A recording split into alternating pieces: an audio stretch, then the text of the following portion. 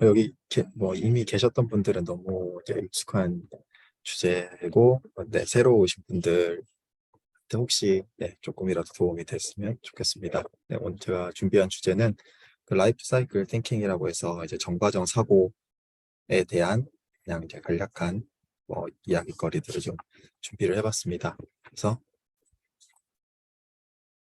이게 세 가지 파트로 나눠서 이제 진행을 하겠고, 먼저 이제 오버뷰입니다. 네, 저희가 이제 전과정 사고를 이제 말씀을 드리려고 하는데, 그거에 앞서서 이제 라이프 사이클이라고 하는 전과정이 이제 뭔지에 대해서 한번 좀 생각을 해보면 좋을 것 같아요. 그래서 저희가 이제 사람에 대한 뭐 전과정을 본다고 하면은, 저희가 이제 부모님 배 안에서 이제 임신이 돼서 이제 아기로 태어나고, 이게 뭐 쭉쭉 자라와서 이제 나이가 들어서 노인이 되고, 그다음에 이제 죽은 다음에 이제 뭐 저희가 이제 땅에 묻기도 하고 뭐 화장을 하기도 하잖아요. 이제 뭐 그렇게 해서 이제 전체적인 그 사람의 그런 삶의 전체 과정을 이제 이야기하는 게 또 사람에 대해서 전과정이라고 볼 수도 있겠고, 또 다른 뭐 나무를 예로 든다면 이제 뭐 씨가 나오고 뭐 씨가 이렇게 커서 나무가 되고, 나무가 이제 다 자란 다음에 그다음에 이제 또 이제 그게 또 뭐 이제 거름으로 사용이 되기도 하고 뭐 이제 이런 식으로 이제 해서 이게 순환이 되잖아요. 그래서 이렇게 뭐 씨부터 해서 씨앗부터 해가지고 이렇게 나무가 크고 죽는 것까지 이게 전체적인 과정을 전 과정이라고 보시면 좋겠습니다. 그리고 이제 이거는 조금 더 이제 좀 더 디테일한 이제 전 과정을 가져와 봤는데요. 어떤 산업에서 뭔가의 물건이라든지 아니면 뭐 에너지원 뭐 이런 것들이 그냥 저희한테 딱 나타나는 게 아니라 어떻게 보면 이제 전 과정, 똑같이 전 과정 그 이제 이런 과정을 거쳐서 오게 되는데, 이제 뭐 로우 매테리얼로 해서 이제 원료나 이런 것들을 이제 채취를 해야 되겠고, 이 채취된 원료가 이제 뭐 제품을 생산하는데 이제 투입이 되겠고, 이제 그 제품이 생산되고, 아니 제품이나 아니면 뭐 그런 부품 같은 거 그런 것들이 이제 생산이 되고, 이제 그런 것들이 이제 직접적으로 또 다른 쪽에 사용이 돼가지고 어떠한 특정한 이제 저희가 사용할 수 있는 물건이라든지 아니면 뭐 석유, 그러니까 휘발유라든지, 휘발유도 뭐 원유가 생산이 된 다음에 정제가 되고 그 다음에 저희한테 이제 오는 거잖아요. 이제 그런 식으로 해서 어떠한 과정을 거쳐서 저 이제 사람들한테 오고, 이 사람들은 이제 소비가 되고 나서는 뭐 이제 폐기물이 발생을 하겠고, 뭐 그러니까 기계도 쭉 사용을 해서 저희 뭐 핸드폰 같은 경우도 쭉 사용을 하다가 어느 정도 시간이 지나면 이제 폐기를 해야 되잖아요. 그런 식으로 해서 폐기를 하고, 이제 그 폐기하는 과정에서 일부 물질들은 다시 사용을 할 수도 있겠고, 아니면 이제 아예 쓰레기로 폐기가 되기도 하고, 네, 이런 과정이 있는데, 이런 전체적인 과정을 저희가 전 과정이라고 부르고 있습니다. 네, 그러면은 다음에는 저희가 요즘에 친환경, 이제 환경적으로 되게 환경이 이제 되게 많이 부각이 되면서 저희가 친환경 이런 얘기를 많이 하잖아요. 그러면 과연 친환경이라는 게 무엇일까? 뭐 지금 저희가 가장 대표적으로 친환경이라고 해서 사용을 하고 있는 게 전기차. 육상에서는 전기차를 굉장히 많이 어, 과거부터 지금은 조금 덜해졌지만 이제 화두가 굉장히 많이 됐잖아요. 근데 이제 과연 이 전기차를 사용하는 데 있어서 이게 친환경인가? 그런 거, 그러니까 친환경이라고 왜 할 수 있을까? 지금 사람들은 왜 친환경이라고 하고 이 전기차를 사용을 하고 있을까? 이런 생각을 조금 네, 해볼 필요가 있을 것 같습니다. 그래서 이제 그러면은 이제 저희가 라이프 사이클 띵킹, 이제 전과정 사고에 대해서 한번 얘기를 이제 관련돼서 해볼 텐데요. 아마 앞서 말씀드렸다시피 어떠한 이제 물건이 이제 이까지는 많은 과정을 거치게 됩니다. 그래서 뭐 원료를 채취하고 생산을 한 다음에 생산된 물건을 운반도 해야 되고, 그리고 이제 운반을 해서 소비자한테 이제 이동이 되면 사용을 하고, 사용된 뒤에는 폐기하거나 아니면 이제 이런 재활용을 하거나 이런 식으로 해서 이제 이렇게 전 과정이 진행이 되겠는데요. 이 전 과정이 진행되는 과정에서는 어, 에너지원 또는 물질들이 투입이 되게 됩니다. 그러니까 뭐 자원을 채취할 때도 저희가 에너지를 써야 되고요. 뭐 포크레인이라든지 뭐 이런 걸 돌려야 되니까 연료라든지 에너지원이 투입이 되게 되겠고, 뭐 생산 단계에서도 마찬가지로 전기 에너지라든지 이런 에너지가 투입이 되게 됩니다. 그리고 운반할 때는 뭐 그 휘발유도 사용을 할 수 있겠고, 또 저희가 이제 그 만들어진 제품을 사용할 때도 마찬가지로 뭐 예를 들어 선박이라고 한다면 선박을 운항할 때도 연료가 들어가겠죠. 이런 또 사용할 때 또 폐기할 때도 마찬가지로 뭐 소각을 한다든지 소각을 한다고 하면은 또 연료가 필요할 것이고, 아니면 하다못해 팬을 돌려서 이제 바람을 불어 넣어야 되잖아요. 그럴 때도 뭐 전기 에너지가 사용될 것이고, 이런 식으로 해서 모든 과정에 있어서는 에너지나 물질들이 투입이 되게 됩니다. 그리고 이 에너지나 투입되는 물질에 따라서 또 뭐 각종 그 배출물들이 또 발생을 하게 되는데요. 뭐 연료를 사용하면은 CO2라든지 뭐 녹스, 속스 이러한, 그리고 뭐 각종 다른 많은 부산물들이 이렇게 폐기물로 나오게 되게 됩니다. 그래서 저희가 지금 투입되는 물질 그리고 나오는 물질을 환경 부하라고 이렇게 부르고 있고요. 그리고 이렇게 또 투입되는 물질에 따라서 저희가 또 다른 2차적인 또 피해가 또 발생을 하게 됩니다. 예를 들어서 연료를 사용한다고 하면은 자원, 그러니까 연료 자원의 고갈이라든지, 아니면 아, 뭐 물을 많이 사용한다고 했을 때는 뭐 수자원의 고갈이라든지, 뭐 이런 좀 또 2차적인 또 그 환경 피해가 생길 수 있겠고, 또 이러한 아까 전에 말씀드렸던 부산 그 에미션, 그런 것들을 통해서는 뭐 지구 온난화라든지 뭐 오존층이 파괴된다든지 뭐 스모그가 생긴다든지, 이러한 또 2차 피해가 추가적으로 발생을 하게 됩니다. 그래서 이런 2차 피해를 저희는 전체로좀 관점에서 환경 영향이라고 이렇게 부르고 있습니다.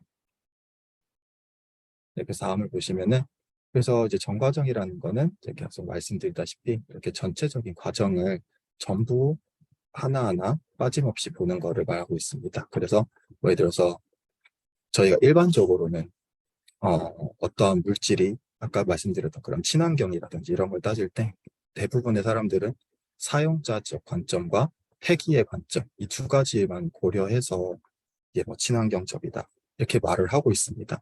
근데 그게 아니라 뭔가가 생산돼서 이게 폐기될 때까지 전체 다 보고, 또 이쪽에서도 환경 소스에서도 뭐가 나오는지, 뭐 에미션이 얼마가 나올 것인가, 아니면 사용 후에 뭐 폐기물은 얼마가 나올 건지, 그리고 각종 뭐 투입되는 물질들은 얼마가 되는지, 이런 것들이 전체적으로 다 고려가 되는 거를 저희가 전과점 사고라고 말을 할 수 있겠습니다.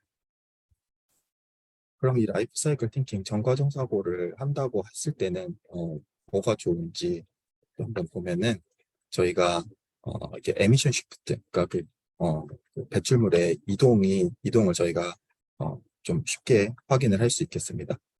간략한 예로 보면은, 어떤 공장에서 이렇게 뭔가 물건을 만들 때 에너지랑 투입물이 100이라고 했을 때 85의 저희가 생산품을 만들고 10의 에미션이 발생하고, 그리고 폐기물이 5가 발생을 한다고 이제 뭐 가정을 했을 때 한다고 보면은, 이 에미션이 좀 많다, 과도하다 이렇게 해가지고, 만약에 저희가 뭐 집진 설비라든지 이런 좀 이제 배출물을 줄일 수 있는 그런 장비를 설치를 한다고 했을 때 이렇게 배출물이 2로 줄어들 수 있습니다. 그래서 일반적으로는 저희가 이 라이프 사이클 띵킹을 하지 않으면 에미션 10에서 2로 줄어들기 때문에 이거는 친환경적 방법이다, 이건 환경을 보호하는 방법이다 라고 말을 할 수 있겠죠. 하지만 저희가 이렇게 질량 보존의 법칙이 있습니다. 그래서 이 배출물이 줄어든다고 그게 없어지거나 사라지는 게 아니라 이게 전부 폐기물로 옮겨진다는 거죠. 그래서 에미션이 8이 줄은 만큼 폐기물이 8이 늘어나게 됩니다. 그래서 이렇게 전체적인 과정을 다 한번 살펴봐야 이런 것도 저희가 좀 더 쉽게 확인이 가능합니다. 네, 그러면 이 전과정 사고를 좀 대입을 한 케이스들에서 한번 확인해 보겠습니다. 저희가 지금 선박을 하나 가지고 보자면은, 요즘에 좀 전기차가 또 많이 사용이 되고 있으니까 전기 선박으로 한번 보겠습니다. 그래서 기존의 화석연료를 사용하는 선박과 전기연료를 사용하는 선박을 한번 비교를 해보면 이 사용자적 관점에서만 본다면 어, 사용자적 관점에서 본다면 화석연료는 사용했을 때 여러 배출물이 발생을 합니다. 하지만 전기에너지는 아무 배출물이 없게 되겠죠. 그렇기 때문에 사용자적 관점에서는 화석연료를 사용하는 선박이 굉장히 어, 환경적이지 못한 그런 방법이 되겠습니다. 하지만 저희가 이렇게 전과점 사고를 해서 전체적 생산 단계부터 확인을 한다면 전기 에너지를 사용하는 것과 화석연료를 사용하는 게 누가 더 좋다고 확실하게 이렇게 저희가 그냥 정보 없이 얘기하기는 좀 어려운 게 사실입니다. 실제로 전기를 생산하는데 얼마나 많은 에미션이 나오는지를 한번 보면은 석탄이 그때는 뭐 이만큼 나오고 뭐 여러 가지 방법으로 전기가 생산이 되고 있습니다. 저희가 아는 그런 재생에너지 그런 것들은 확실히 좀 적은 에미션을 보이고 있죠. 그리고 저희 나라를 보면은 아직까지 한 40%가량을 석탄 에너지에 의존해서 전기 에너지를 만들고 있습니다. 반면에 노르웨이는 90% 이상의 전기 에너지가 이렇게 그 수력 자원을 통해서 만들어지고 있습니다. 그렇기 때문에 정과점 사고를 했을 때 저희 나라에서 생산되는 전기 에너지랑 노르웨이에서 생산되는 전기 에너지가 절대 같은 환경 영향을 낸다고 말을 할 수가 없는 겁니다. 그리고 실제로 여러 나라의 자료를 저희가 이제 취합을 해서 확인을 해본 결과 이 이제 선을 그은 게 화석 연료입니다. 그래서 석유를 사용하는 선박에서 나오는 에미션이고, 다른 것들은, 이 그래프들은 전기 에너지를 사용했을 때, 각 나라에서 생산되는 전기 에너지를 사용했을 때 발생되는 에미션입니다. 그렇게 보면 여기 보시는 바와 같이 오스트레일리아, 그리고 에스토니아, 인도, 폴란드는 실제로 석유를 사용했을 때보다 전기 에너지를 사용했을 때 더 많은 에미션이 나오는 것을 볼 수가 있겠습니다. 다시 말해서 해당 국가에서는 석유를 사용하는 자동차, 석유를 사용하는 선박을 이용했을 때 오히려 더 친환경적인 겁니다. 연료를 한번 바꿔서 또 보겠습니다. 일반적인 또 디젤 연료가 있겠고, 저희가 또 요즘에 수소도 많이 이제 점점 사용이 늘어나고 있는데, 수소를 사용하는 선박을 한번 또 가지고 봐보겠습니다. 일반적으로는 또 저희는 당연히 디젤을 사용하는 선박이 많은 에미션을 낼 거라고 생각을 합니다. 하지만 또 이것도 다시 과정에서 한번 살펴보면은 수소를 어떻게 생산하는가에 따라서 그 에미션이 굉장히 많이 달라집니다. HFO나 선박에서 지금 많이 사용하고 있는 HFO나 MGO는 대략 80, 네, 한 85라고 하겠습니다. 85의 에미션이 나온다고 하면은 LNG를 통해서 생산되는 수소는 90의 에미션을 내고 있습니다. 즉 수소를 사용했지만 수소를 사용하는 선박이 더 많은 에미션을 발생시킬 수도 있는 겁니다. 전과정 사고를 해서 본다면. 그리고 또 이제 아까 이제 에미션 시프트를 아까 말씀을 드렸는데 요즘 선박에도 스크러버 시스템이 많이 적용이 됐었잖아요. 앞전에. 이제 그거를 봤을 때 이 스크러버 시스템을 사용하면 과연 그럼 그 선박은 친환경이 될 수 있는 건가? 이 에미션 시프트 관점에서 본다면 발생되는 속스를 그냥 대기 중으로 방출하냐? 바다로 방출하냐? 그 차이일 뿐입니다. 결국에는 이 스크러버 시스템은 환경을 보호하는 게 아니라 단순히 대기로 빠져나가는 속스를 모아서 바다로 그렇게 배출을 하고 있는 거죠. 그렇기 때문에 이게 뭐 친환경적인 설비가 아니다라고 말을 할 수 있겠습니다. 그리고 이거는 또 한 가지 사례를 가져와 봤는데요. 어떠한 사람이 평생 이 모든 이동 수단을 다 자전거로 하는데 밥은 고기만 먹습니다. 그리고 다른 사람은 하루 종일 풀만 먹지만 디젤차를 타고 다닙니다. 그럼 이 두 케이스를 비교해 봤을 때 저희는 일반적으로 이 사람을 더 환경을 보호하는 사람이라고 말을 하고 있죠. 하지만 전체적으로 한번 살펴보겠습니다. 그 소 같은 이런 가축들은 하루에 250에서 500리터의 이제 메탄가스를 방출을 합니다. 그리고 이 메탄가스는 CO2에 비해서 지구 온난화를 유발하는 그런 게 한 28배에서 최대 36배 정도 더 많은 지구 온난화 효과를 이제 유발을 하게 됩니다. 그래서 대략적으로 계산을 했을 때 하루에 250리터 그리고 1년 그리고 하루에 1년에 소를 2마리를 먹는다고 가정을 하겠습니다. 그래서 소 2마리 그리고 이 사람이 50년 동안 이걸 먹는다라고 했을 때 최종적으로 4,200톤 정도의 메탄가스가 발생을 하게 됩니다. 그리고 디젤차를 타는 사람 같은 경우에는 이 디젤차가 대략 킬로미터당 120g의 CO2를 발생을 하게 됩니다. 그리고 연간 10,000km의 차를 운전을 한다고 했을 때 이 사람은 이 디젤차를 운전함으로 인해서 60톤 정도의 CO2를 발생을 시킵니다.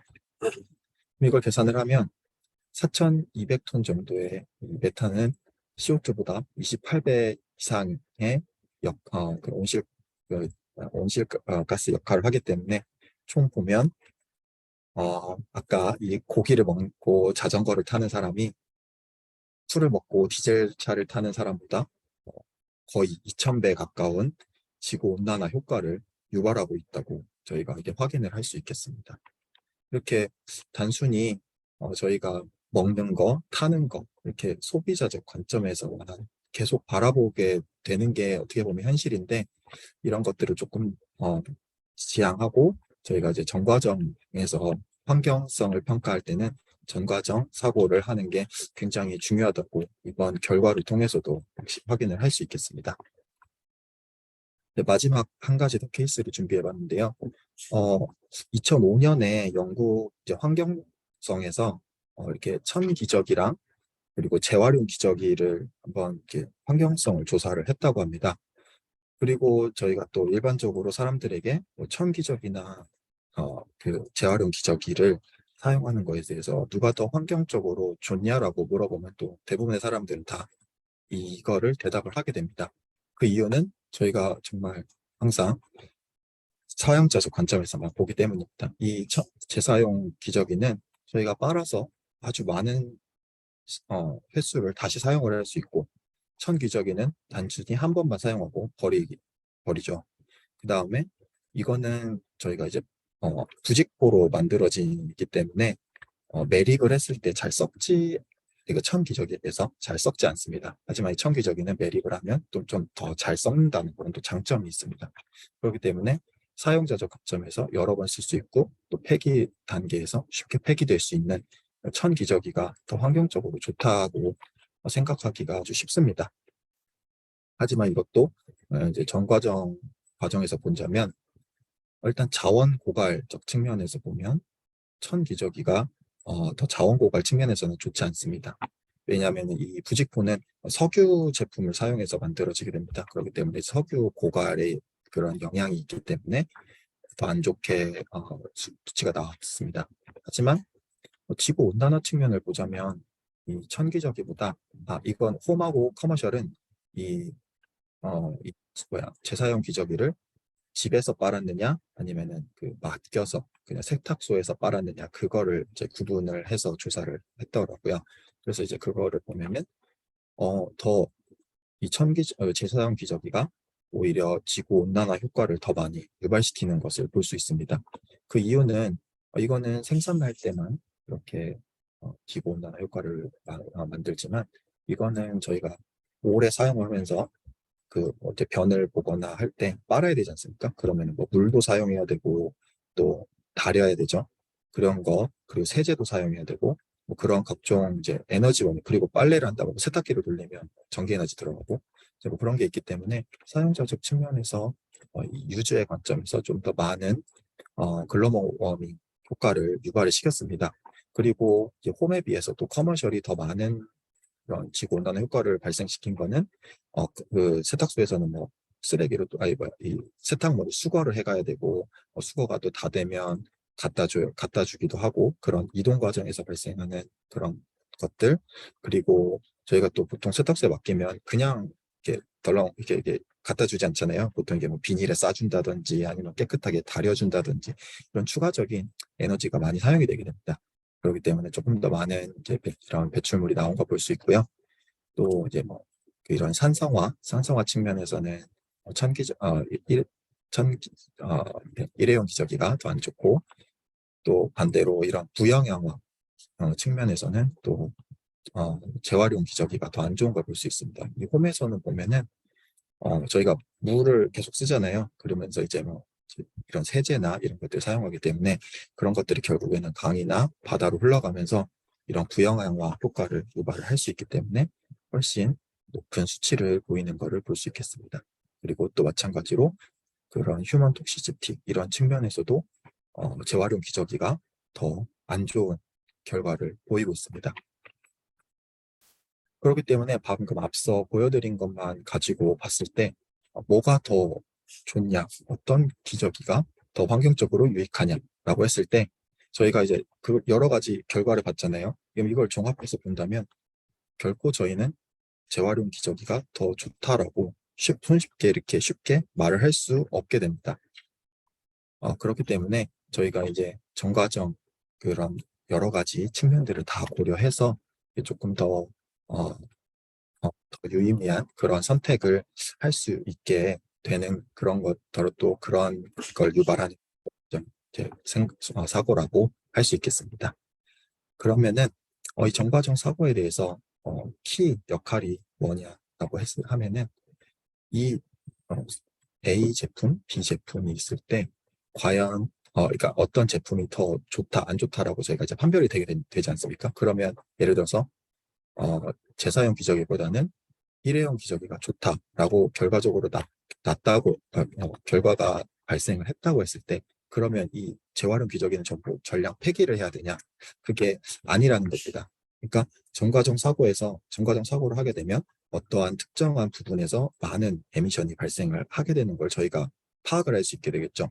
그 파악을 하면은 그 파악된 부분에 대해서 어떻게 이거를 수정을 할 수 있을지에 대한 대책을 세울 수가 있게 된다는 겁니다. 그래서 어떠한 문제를 식별을 할 수 있게 되고 그 식별된 문제에 대해서는 저희가 개선점을 또 제안을 할 수 있게 되겠습니다. 그러니까 뭐 이거를 뭐 세탁할 때 에너지가 너무 많이 든다. 그러기 때문에 이게 안 좋게 나왔다고 한다면 어떻게 세탁하는데 에너지를 줄일 수 있을 건지 그런 것들을 저희가 조금 더 생각을 해서 이 더 결과가 안 좋게 나온 제품을 조금 더 좋게 또 만들 수 있다는 그런 의미가 되겠습니다. 마지막으로는 정과정 사고를 접목한 여러 가지 기술들, 뭐 그런 방법들 그런 거를 한번 정리를 해봤는데요. 저희가 이제 뭐 가장 많이 쓰고 있는 이제 라이프 사이클 어세스먼트라고 하는 정과정 평가, 그리고 이거는 라이프 사이클 코스트인데요. 그러니까 정과정 사고를 넣어서 그런 비용을 계산하는 방법, 그리고 폴루션, 그러니까 그 배출을 최소화할 수 있는 것, 줄일 수 있는 그런 방법들에 대한 연구, 그리고 어떠한 그 물건을 만드는 데 있어서 에코 디자인, 그러니까 이런 것들이 요즘 굉장히 산업에서 많이 사용이 되고 있는데요.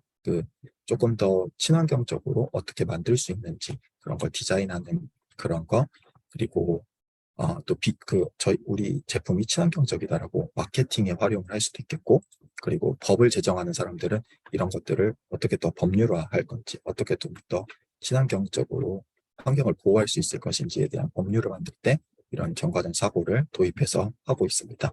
그리고 마지막으로 저희가 요즘에는 많이 사용하고 있는데 친환경 그 딱지를 상품들에 많이 붙이더라고요. 그 라벨링을 붙일 때 있어서 그게 진짜 친환경적인지 아닌지를 이제 이 정과정 사고를 통해서 판별을 하고 있습니다. 네, 여기까지 발표를 마치도록 하겠습니다.